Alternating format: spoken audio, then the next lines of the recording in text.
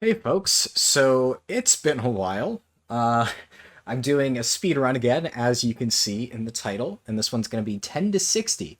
And, well, if my Discord DMs are anything to judge it by, I'd imagine that a lot of you have many questions, mainly where have I been the past, like, 3 or so months, and I will get into that. I mean, that's one of the nice things about this format. It's a speed run. It's 4 hours, but a lot of it, it's just, I'm killing stuff. I have time to do commentary and tell stories. So there'll be a lot of that in this run. Now, I don't want to spend too much time talking before I get into things, but I do want to quickly say that I really hope that this run goes well. I'm not going for a world record or anything like that, but I hope it at least goes decently because this run is like cursed or something. I've tried to do this, I want to say at least two, maybe more times now, and it doesn't want me to do this speed run. So obviously I try to do these things around Darkmoon Fair. So if you remember, my last video was sometime in February, and I took a break, and then I was going to come back with more videos in March, starting on that Darkmoon Fair. Thing is, I ended up doing a Horde Druid speedrun. I did 10 to 50, had all of that recorded, the footage got screwed. So I couldn't make that video. So I thought, okay, whatever. I'm going to do a 50 to 60 run, and I'll do a video on that. Just that. I'll be like, oh, hey, I lost the footage, but you still have this half of the run. And then my computer crashed midway through the leveling process. So of course I lost all the footage for that too. And I didn't feel like, trying to do half of a 50 to 60 run. It was a disaster, basically. And because of the timing, I just said, screw it. I don't really want to try to set up another run because at this point I had already spent like 50K in consumables, and those consumables were now completely wasted. So I just said, I'll try again next month. And then next month, which was, earlier in April, I tried to do another speed run. And actually, a lot of people asked me, I got a lot of messages saying, are you doing more videos? And I told a lot of people, oh yeah, I'm going to be doing a run really soon. Stay tuned for that. So if you're one of those people, I'm sorry, because I 100% intended to do that run then. And the first run was going to be a mage speed run. And that one went horrifically bad. I stopped recording midway through because I kept dying over and over. I'm really bad at playing mage. I just got super tilted. It ended up taking me something like 11 hours, like the longest speed run in quotes, I've ever done. And I mean, not only did I stop recording, but I stopped recording because I'm like, this is just miserable. I was basically whining and complaining the entire time. So it would have been terrible. But then I said, all right, you know what? There's still time. I can set up a really good Druid speedrun. So I unlocked Kul'tiran. I went to prepare for this Druid speedrun. And, well, that's this character right here. The mage was this one. I did hit 50, but, yeah, didn't record it. The Druid got to level 17. So I got the Druid ready just in time for the end of Darkmoon Fair. And sometime early in the morning, I think it was around 6 a.m. or something, I was going to do the speed run. I was going to try to do the full 10 to 60. Then I remembered that my COVID vaccination appointment was that morning in a few hours, so I wasn't going to have time for the speed run. And I got to, as you can see here, level 17 when I got an alert on my phone that said, reminder, your appointment is in 3 hours. And I said, oh, fuck. I'm not going to be able to do this speed run. So midway through, and really early on, which is kind of a blessing and the curse, I didn't get a run, obviously, and I wasn't able to do it during April because this was the last day of Darkmoon Fair.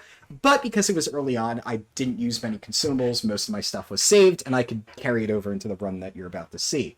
And then the next attempt for the run was going to be yesterday, which, as it so happens, was when I got my second COVID vaccination shot. And the first time I got it, I was like, yeah, not too bad. Didn't have any side effects. And then this time, I did have side effects. Really bad side effects, in fact. I was so sick, more sick than I think I've ever been since I had pneumonia back in middle school. It was horrible. I my muscles were fucked. My head was fucked. Everything was fucked. I couldn't move. I couldn't get out of bed. So needless to say, I wasn't doing a speed run. And then I've heard this is the case, but miraculously, it just kind of went away. I still have a little bit of a sore throat. My voice might sound a little bit off. And I have a mild fever, but it really doesn't feel bad at all. it's definitely on the way down considering how bad it was last night. So, fingers crossed that I can finally get the speedrun done tonight. I'm really hoping, because I've been wanting to get this done for a while, and I know a lot of people have been asking me to do one for a while. So, without any further ado, we're going to give it a shot. I'm going to hop in here, and I'll get ready to start the timer.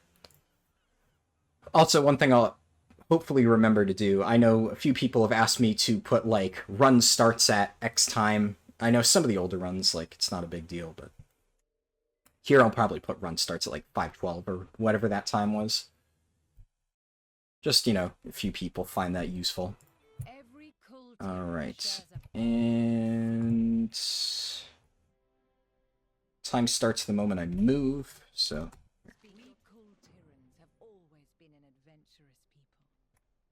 Alright.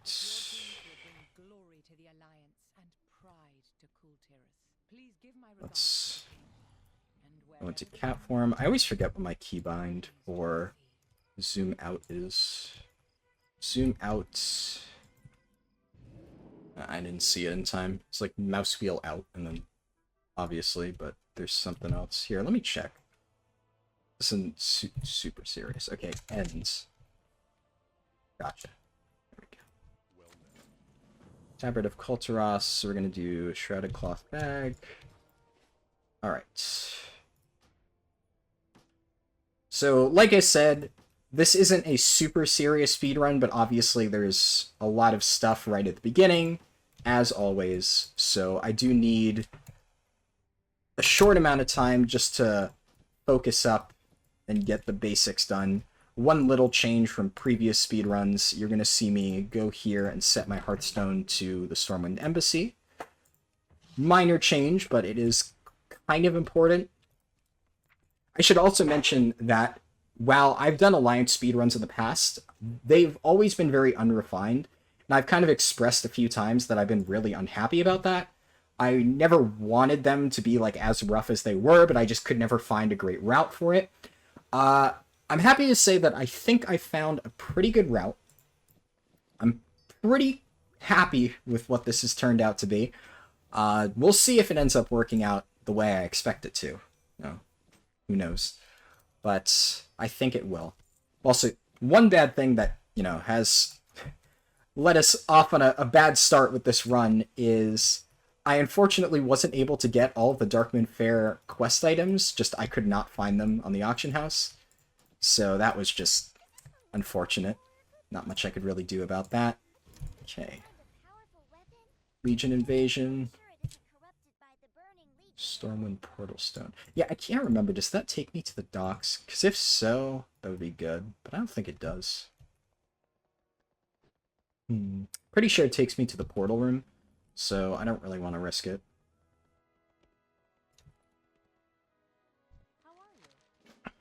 Alright, Darkmoon Faire. Take me to the Fair staging area.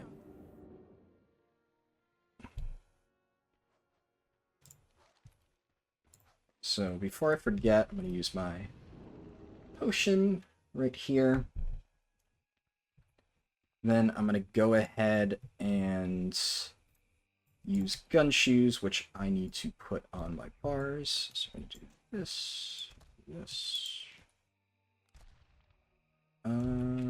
Where's my XA1000s? They're in here somewhere, but I don't know where.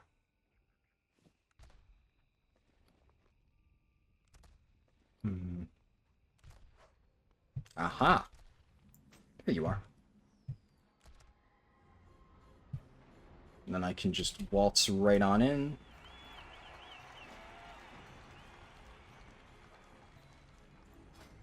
I'm also going to be starting the run as Guardian. I know I've done Feral a few times in the past. For various reasons, I don't like doing it on Alliance. I've played around with it, and I just prefer the, you know, regular start with Guardians, so that's what we'll be doing. Okay, we're up to 60 minutes. Yeah, so we're missing out on a few of these quest items, but I don't really think it's that big a deal. Okay, we're going to go to interface, auto loot, action bars. The names. That should be everything. Okay. That quest gives no experience. Fun fact.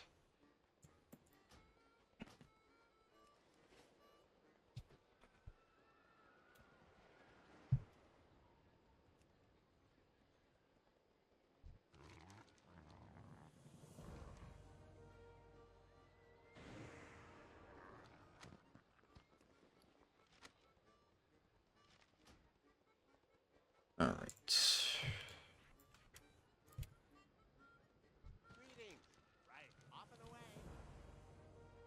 And now we go back here to buy the hats. Dash. Let's do Control E. Wrath.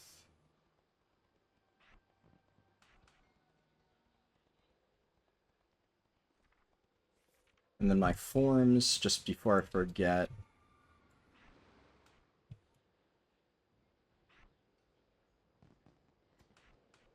There we go. Now Dark Moon hats.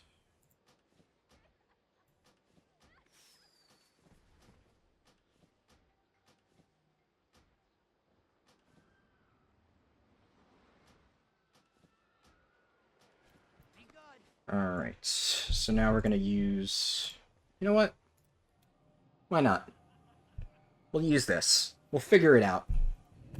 Wonder, does this put my hearth on CD? I haven't really tried it. Okay.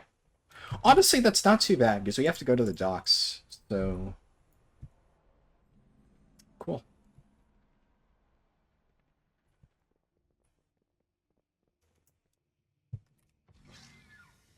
And this is really nice because we actually... So we set our hearth near Chromie, and the reason I did that is because I'm going to quickly do the Legion intro to get the Hearthstone. You know, we've gone over that a million times. Everybody knows the drill by now.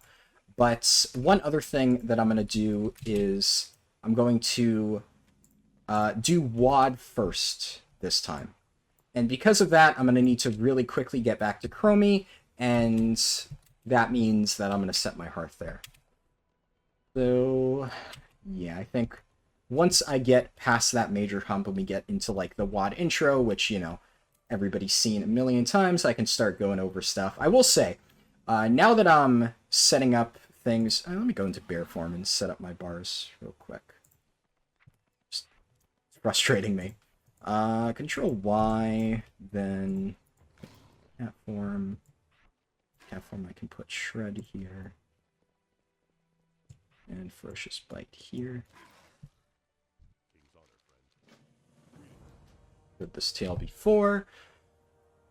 Also, I will say a lot of people pointed out that for Horde, the little skip thing works as well. For a while there, it was not working, and you can watch my old videos for proof, but I will say at some point they fixed it. I don't know if it was a bug that was only affecting a limited amount of people, but I have noticed that for Horde, recently, it has been working correctly. So that's cool. Dollar on Hearthstone. Now we can go back to Chromie. Okay. So Stormwind Embassy.